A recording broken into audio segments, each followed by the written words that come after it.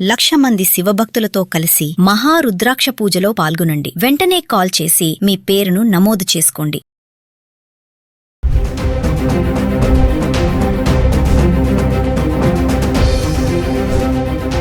నమస్తే, welcome back to Suman TV. ప్రజలు మనతో పాటు ఉన్నారు స్వర్ణకారుల అసోసియేషన్ లీడర్ దుబ్బాక కిషన్ రావు గారు. నమస్తే సార్.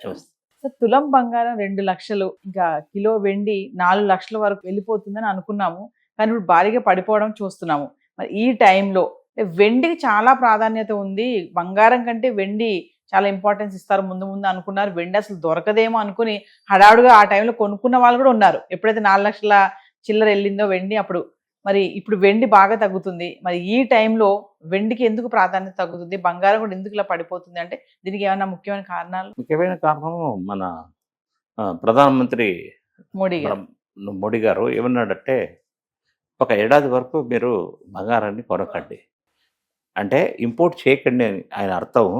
ఇంపోర్ట్ చేయకండి, ఇంపోర్ట్ చేస్తే ఫారెన్ ఎక్స్చేంజ్ బయట పోతుంది.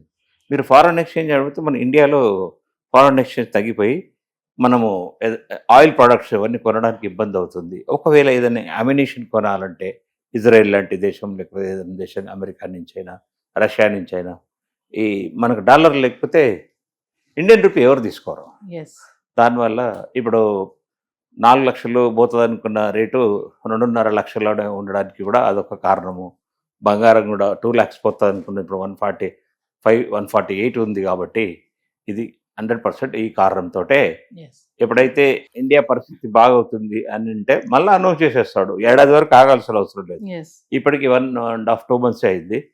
2-3 monthsలో అంతా చక్కబడింది అనుకోండి. పెట్రోలియం రిజర్వ్స్ బాగా సఫిషియెంట్గా ఉన్నాయి. ఇండియాలో క్రైసిస్ లేదు, ఏ ప్రోడక్ట్కు క్రైసిస్ లేదు. మీరు ఒకటి గమనించారో లేదు, ఒక్క బంగారమే అన్ని వస్తువులు పెరిగాయి. అన్ని వస్తువులు పెరిగాయి. పెట్రోల్ కూడా కొంచెం, డీజిల్ కూడా కొద్దిగా పెరిగింది. బట్ వేరే కంట్రీస్లో ఇంకా ఎక్కువ 20-25% కూడా పెరిగాయి. మన దగ్గర ఓన్లీ 5% to 8% పెరిగాయి అనమాట. సార్, బంగారం ధరలు తగ్గితే మరి ఆభరణాల పరిశ్రమలకి ఎలాంటి అవకాశాలు ఏర్పడతాయంటే? చాలా ఘోరంగా ఉంటుందండి. ఆభరణాల పరిశ్రమల కంటే కూడా స్వర్ణకారుడి పరిస్థితి ఇంకా ఘోరం ఉంటుంది. రారు ఎవరు. అవును, తగినప్పుడే చేసుకుందాంలే, ఇప్పుడు నాకు తొందర ఏముంది అని. కాకపోతే ఎప్పుడైనా ఏ మహిళ అయినా ఎవరైనా బంగారాన్ని ఆ బిస్కెట్ రూపంలో ఉంచుకోవడం మంచిది. వాళ్ళ ఫంక్షన్ ఉన్నప్పుడే, వాళ్ళ ఇంట్లో కార్యక్రమం ఉన్నప్పుడు చేసుకోవడం వల్ల వాళ్ళకి చాలా అడ్వాంటేజ్. బంగారాన్ని తొందరపడి వస్తువులుగా మార్చదు. వస్తువులుగా మారిస్తే మీకు 10% వరకు లాస్ ఉంటుంది. అంతర్జాతీయ మార్కెట్లో భారీగా తగ్గడం వల్ల మన ఇండియన్ మార్కెట్ పైన మరి ఇంపాక్ట్ ఎలా ఉంటుంది అనుకోవచ్చు? అంతర్జాతీయ మార్కెట్లో ఏ పరిస్థితులు ఉంటాయో ఇండియాకు అదే వస్తుంది. కాకపోతే ఇంతకుముందు కాంగ్రెస్ గవర్నమెంట్ ఉంటే, ముందు కాంగ్రెస్ గవర్నమెంట్ ఉన్నప్పుడు పరిస్థితులు వేరే ఉండే. ఇప్పుడు మోడీ వచ్చిన తర్వాత అన్నీ సరళీకృతమయ్యాయి. అందరికీ అందుబాటులో అన్ని వస్తువులు తీసుకొచ్చేసాడు, పెద్ద చిన్న అనేది లేకుండా. నీకు రూపాయికి ఏ వస్తువు మిలియనర్కు దొరుకుతుందో బీదవాడికి కూడా అదే దొరుకుతుంది.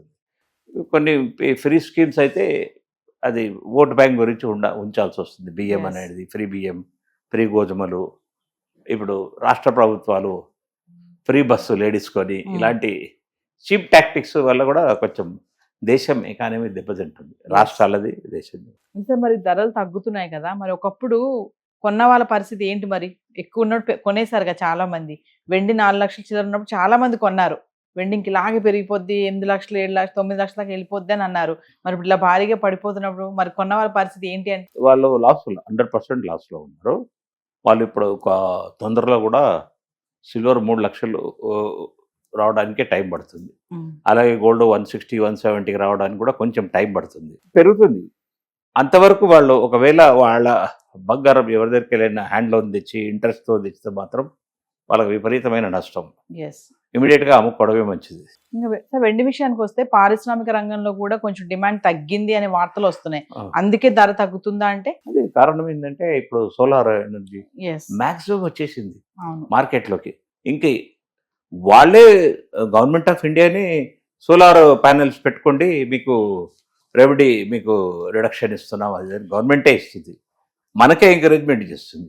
అలాగే కార్ బ్యాటరీస్, మార్కెట్లో ఎంతో బ్యాటరీలు వచ్చేసాయి. ఎస్ ఇంకా మళ్ళా అవన్నీ రిప్లెనిష్ కావడానికి వాళ్ళందరి దగ్గరికి కస్టమర్ దగ్గరికి వెళ్ళి వాళ్ళు వాడుతుంటే సెకండ్ బ్యాటరీ కావాల్సి వస్తుంది. ఎస్ అంతవరకు మినిమం 4-5 మంత్స్ పడుతుంది. ఆ 4-5 మంత్స్ గ్యాప్ వరకు కూడా ఈ రేట్లు ఇమ్మీడియట్ గా పెరగకపోవచ్చు. ఎస్ సో ఏదేమైనా ధరలు అయితే ఇప్పుడు మెల్లగా తగ్గుతున్నాయని అనుకోవచ్చు. ఉండొచ్చు. సడన్ గా పెరిగే అవకాశాలు కూడా ఉన్నాయనుకోవచ్చు. ఉండొచ్చు అంటే తక్కువ. ఇప్పుడు మళ్ళీ ట్రంప్ ఏదైనా బ్యాడ్ డెసిషన్ తీసుకుంటే చెప్పలేం, కానీ మనకు మాత్రం ఇప్పుడు అంత ప్రమాదం అయితే లేదని దేవుడిని కూడా ప్రార్థిద్దాం. సో ఏదేమైనా మోడీ గారు చెప్పినట్టుగా పోస్ట్ పోన్ చేయండి అని అన్నారు. జనాలు కూడా అంటే ఎక్స్పోర్టింగ్ ఏం పక్కన పెడితే కొనడం కొంచెం తగ్గించారని అనుకోవచ్చు. అంతే మరి. కాకపోతే ఇండియాలో బోలెడు నిల్వలు ఉన్నాయి. Yes. మహిళల దగ్గరే బోలెడు గోల్డ్ ఉంది. వాళ్ళ వస్తువులు వాళ్ళు ఎక్స్చేంజ్ చేసుకోవడం కానీ మళ్ళీ మెల్ట్ చేసి కొత్త చేయించుకోవడం ఉత్తమం. బయట నుంచి ఇప్పుడు గోల్డ్ తెప్పించుకోవడం కంటే ఈ ఉన్న ఇండియాలో ఉండే గోల్డ్ను రొటేషన్లోనే వాళ్ళ సరిపోతుందని నా అభిప్రాయం. Thank you sir. నమస్తే.